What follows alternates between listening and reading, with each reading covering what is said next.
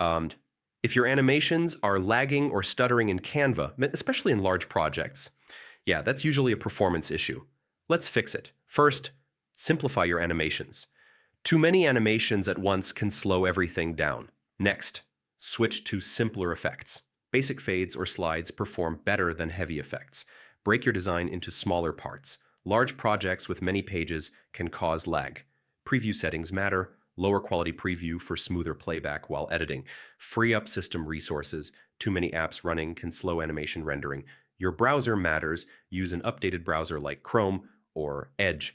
Clear cache for better performance. Old data can slow down Canva. Canva runs online, so connection matters. Slow internet can cause laggy previews. Here's the key. Preview isn't always accurate. Download the file to see smooth final playback. So simplify animations, reduce project size, optimize your system, and export for final results. That's how you fix Canva animation lag in large projects.